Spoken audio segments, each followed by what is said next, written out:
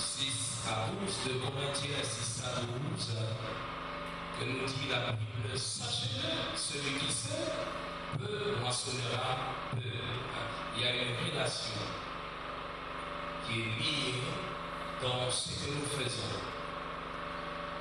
Et celui qui sème abondamment moissonnera abondamment, pas le contraire.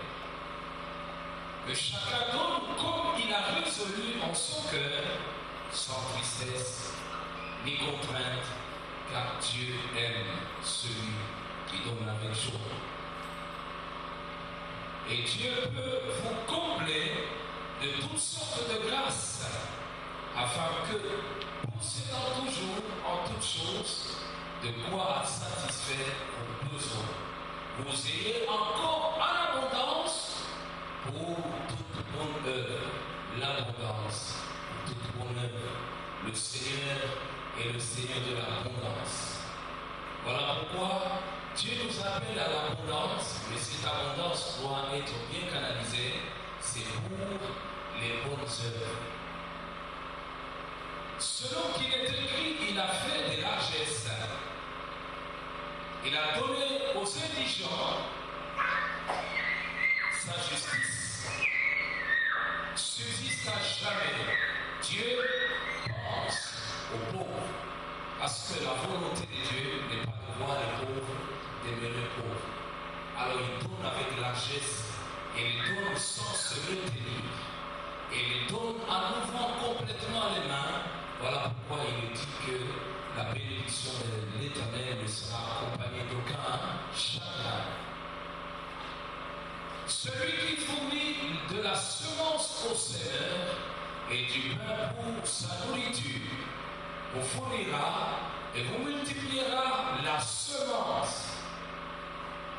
Dieu n'a pas dit qu'il va multiplier le pain, mais Dieu, il parle et dit, je multiplierai votre semence.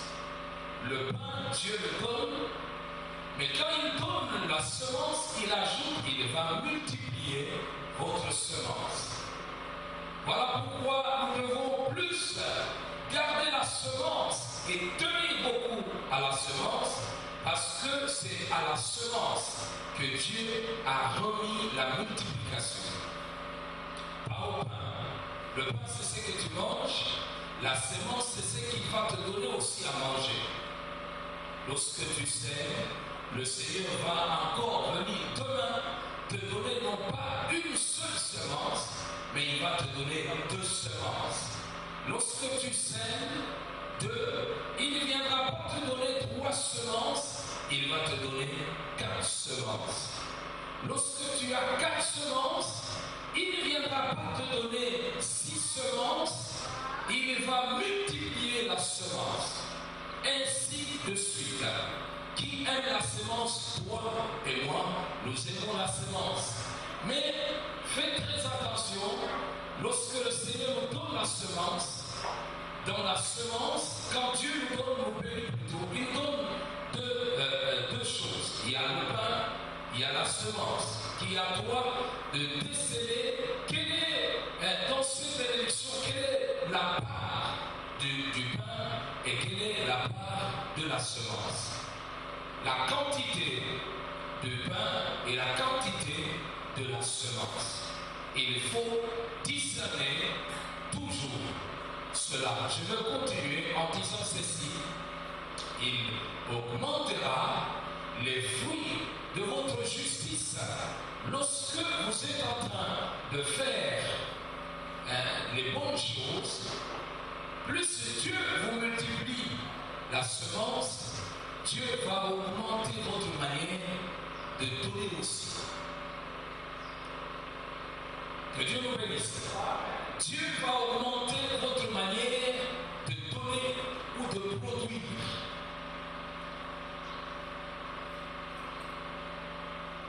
Vous serez de la sorte enrichis à tous égards pour toute espèce de libéralité qui, par notre moyen, feront offrir à Dieu des actions de grâce.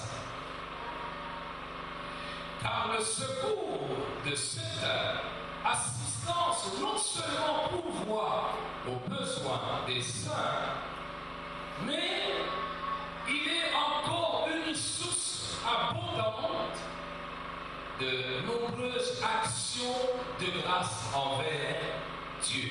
Que Dieu nous bénisse. La prospérité m'a destiné. C'est de ça que nous voulons, nous continuons à parler. Et par la grâce de Dieu, je pense aujourd'hui, Dieu nous fera encore grâce de toucher les cœurs, de toucher les âmes et de t'amener à faire mieux. La prospérité m'a destiné. Et je te répète, j'aimerais que cette phrase soit insérée dans ton cœur, que Dieu ne t'a pas créé pour être pauvre. Et Dieu n'a créé personne au monde au travers des parents avec comme objectif que quelqu'un devienne pauvre. Non. Dieu, il donne à tout le monde le même nombre d'heures, il donne à tout le monde le même soleil, il donne à tout le monde la même terre, il donne à tout le monde la pluie, la même pluie, il donne à tout le monde les pensées, il donne à tout le monde 2 yeux, 2 oreilles, une tête, il donne à tout le monde. Seulement dans les yeux ou dans les infirmités, quand on parle des infirmités, ça ce n'est pas la pensée de Dieu. La pensée de Dieu, c'est que quelqu'un a sa volonté. C'est ça la volonté de Dieu. Alors à chaque moment que tu es en train de regarder Dieu, regarde Dieu comme étant celui qui t'a voulu toujours être meilleur, être élégant, être intelligent, être sage. Lorsque tu vois que ces choses n'arrivent pas, tu ne peux que les réclamer. C'est pour cela que Dieu, dans sa parole, dit il donne de l'intelligence à celui qui la lui demande et il la donne gratuitement. Donc quand tu sens que l'intelligence commence à te fuir, demande à Dieu. Parce que la volonté de Dieu, c'est que tout le monde soit intelligent.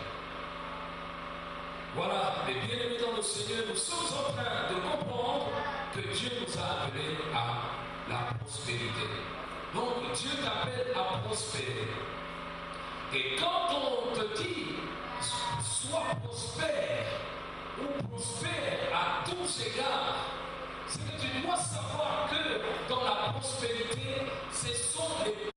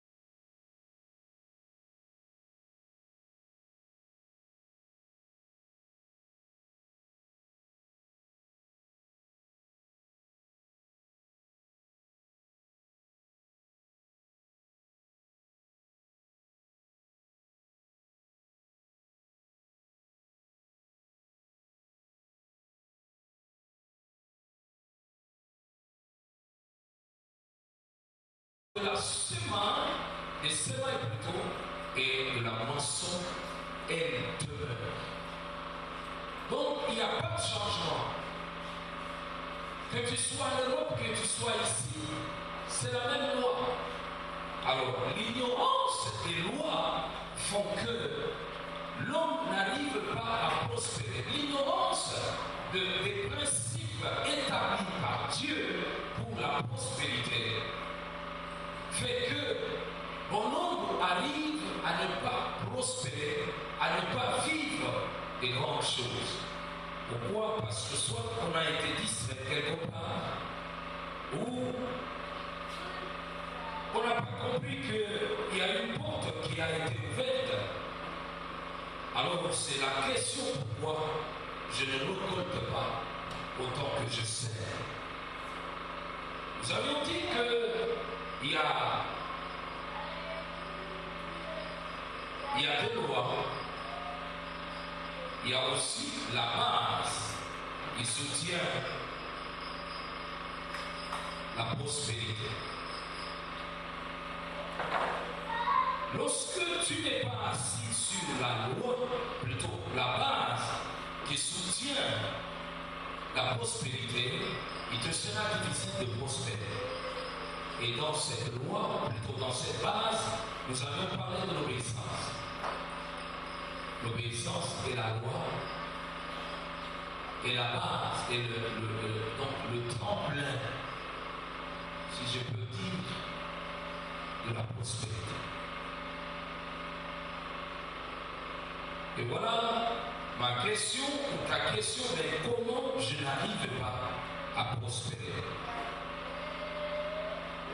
Ça, c'est une question qui demeure et qui continue. Je voudrais que l'on lise Galates le chapitre 6, le verset 6 à 10. Galates le chapitre 6, 6 à 10. Et quelqu'un d'autre nous prend Luc le chapitre 7, le verset 2 à 5. Et un autre nous prend Actes des Apôtres, le verset 36. 40. Donc nous allons distribuer le micro. Papa Miché est dans Galates. Maman Béli est dans Luc. Maman Raissa est dans Acte 36. Acte 9, 36, 40. Galates chapitre 6, verset 6 à 12, nous lisons au nom de Jésus. Amen. Que celui à qui l'on enseigne la parole fasse part de tous ses biens à celui qui l'enseigne. Que Dieu soit loué. Ne vous y trompez pas. Ne vous y trompez pas. On ne se moque pas de Dieu. C'est que l'homme aura sauvé. C'est que l'homme aura sauvé. Il le moissonnera aussi. Il le moissonnera. Celui qui sème pour sa chair moissonnera de la chair la corruption. La corruption. Mais celui qui sème pour l'esprit moissonnera de l'esprit la vie éternelle. Oui. Ne nous lassons pas de faire le bien, car nous moissonnerons au temps convenant. Oui. Si nous ne nous relâchons pas. Si nous ne nous relâchons pas. Ainsi donc, pendant que nous en avons l'occasion, pratiquons le bien envers tous. Oui. Et surtout envers les frères dans la foi. Oui. Voyez avec quelle grande lettre je vous ai écrit de ma propre main. Tous ceux qui veulent se rendre agréables selon la chair vous contraignent à vous faire circoncis. Que Dieu soit loué, c'est 6 à 10. Nous attendons avec la parole de Dieu. On va avec Luc, le chapitre 7, le verset 2 à 5.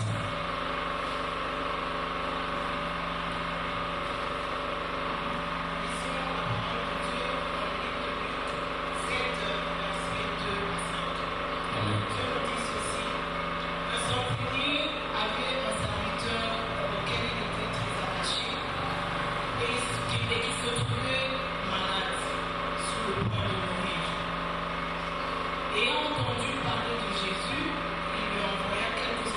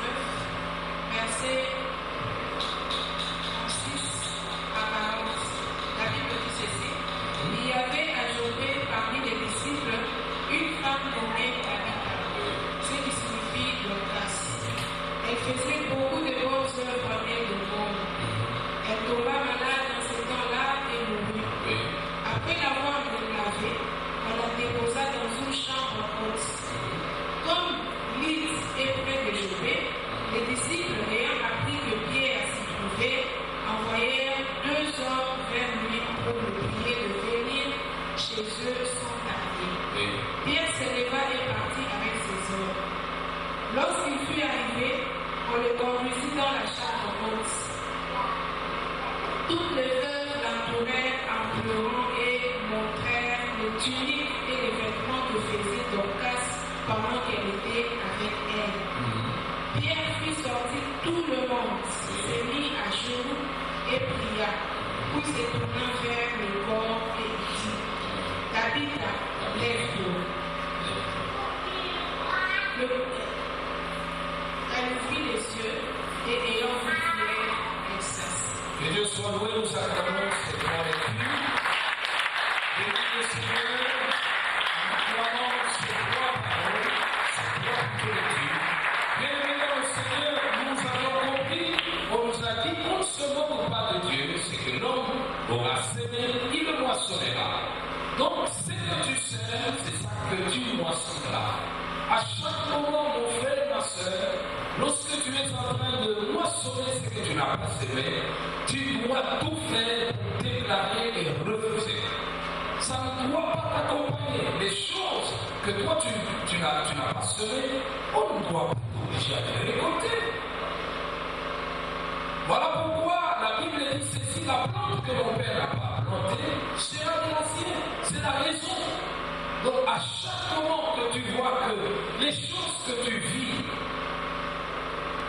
et que tu te dis mais je ne comprends pas d'où me viennent ces choses, eh bien la moindre chose c'est de chasser et de dire mais pourquoi Seigneur je dois maintenant moissonner ce que moi je n'ai pas semé.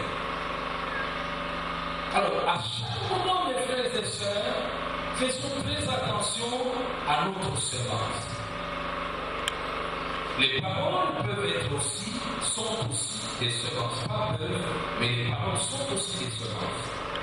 Nos actes que nous posons sont également des semences. Alors, nous devons faire très attention à tout ce que nous posons comme acte, comme comportement, comme attitude. Parce que ce que tu poses là, ne t'en fais pas. Si toi tu ne récoltes pas directement, tu le récolteras indirectement. Je parle à tous ceux qui sont sous les droits parentaux. Vous êtes chez vous, sachez ceci. Ce que vous faites à vos parents, vous serez aussi des parents. Et vous moissonnerez. Vous allez le moissonner au travers de vos enfants. Voilà pourquoi chaque moment, lorsqu'on pose un acte, il faut toujours réfléchir parce que chaque acte, chaque parole, chaque attitude, chaque comportement est une séance. La Bible dit ceci, c'est que tu veux qu'on fasse. Toi, fais-le. Aux autres. Fais-le aux autres ce que tu veux qu'on fasse pour toi. En d'autres termes, c'est ça ce que la Bible dit, celui qui arrose sera arrosé. Donc, à chaque moment, même si tu vois que ton frère à qui tu poses un acte, lui te retourne toujours ce qui est mauvais, ne le fais pas. Ne le suis pas dans ce sens. Ne réagis pas comme lui. Parce que en réagissant comme lui, toi, c'est encore une semence que tu es en train de semer. Voilà pourquoi Jésus, en tant que notre Dieu, l'intelligence, la sagesse, il nous dit que nous ne devons pas maltraiter nos ennemis. Devant les bénis, c'est dans ce sens que ce que tu fais, même si c'est à ton ennemi, eh bien, c'est une semence que tu as posée. Elle te retournera d'une manière ou d'une autre. Autant mieux, gérons nos réactions, surtout, parce que ça fait partie de la maturité. La gestion des réactions. Les actions, vous pouvez bien les gérer posez parce que vous méditez, vous vous dites, en tant qu'enfant de Dieu, je ne peux pas poser ça. Mais les réactions viennent des actions des autres. Alors, lorsque quelqu'un te pose un acte qui te chagrine, qui te fait mal, qui te pointe